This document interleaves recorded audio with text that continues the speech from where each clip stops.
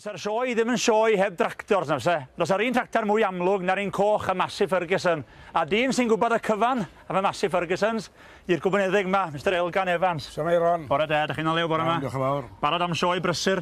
Mae rhai bod yn marw nhw se. Di'r pocedi'n ddyfnion efo chi'n barod? O, mae'n credu dyn ni ben y llanw nhw. Na chi. Mae'n flwyddyn fawr i chi fel cwmni ac i'r tractor. Mae'n flwyddyn o ddathliad, odi. Mae Massey Ferguson yn 30 oed. Mae rhaid cael bach o barti nhw se. Yn hollol. A mae eich cwmni chi, Brodyr Evans, wedyn yn cael ei benblwydd? Mae cwmni ni hefyd yn 10 mlynedd ar 20. So mae'n dathliad dwbl yn y te? Wel, rhywbeth tebyg hynny, ie. Ie, ers mae'n dechrau cychwyn yn 30 mlynedd, a ydych chi wedi bod yng Nghlwm, chi sefydlodd y busnes? Ie, gath y busnes ei sefydlu ddechrau ag wedi gwir allan o'r gweithio ffarm adre. Yn gwerthu tractors oeddech chi amser? Na, dim ond atgywiro ar gyfer ni'n hunain ar y ffarm. Yn elfen ni, yn grwt ifanc oedd atgywiro tractors ac unrhyw beth fel la. I dyfodd y busnes o hynny. Gyrbyn heddi, mae rhyw 4 cangen yn ni. 4? Un yma chynlleth yn does? Mae un yma chynlleth, diolch. Mae'n gyfleus iawn yma chynlleth, chwarae deg. Yn taro na weithiau.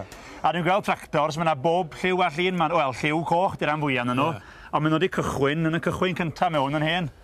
Odi, wel, hwn yn mynd o nawr 1958 yn y fe. Lle mae Massey Ferguson, mae dechreuodd o stori yn y dechrau gyda Massey, Daniel Massey, yn Canada, yn 1847. O, reit. Ni dechreuodd yr enw Massey.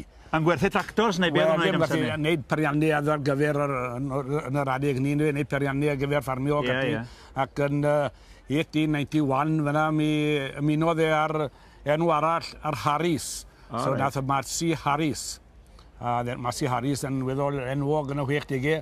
Neu wedi gyda'r Combine Harvester sy'n bethau fel yna. A wedyn dod mlaen i'r 19eg ganrif.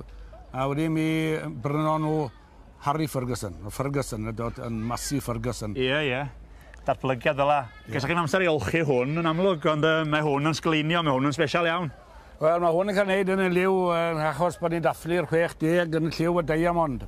Dwi ddim yn sglino fel bore yma, diw'r hael ddim arno fe. Rhaid chi'n ôl par haw yma. I gael bwy o hael arno fe, mae fe'n sglino fel Diamond wedi'n dyn fe. Doi a checkbook o fi pnawn yma. Faint sy'n gwerth hwn wan? Mae hwnna rhywle rhwng 90,000 a 100,000. Faint fysa fo'n ddau? Wel, disgwyl dy dod, nhw wedi gybaes bach yn lleth. O, na fo. Gwych, o'n i weld, ei gyfring hyn i ogau adre. Diolch yn fawr iawn i chi am y sgwrs a pob lwc efo'r dathlu. Diolch yn fawr, Eiron. Diolch yn fawr iawn.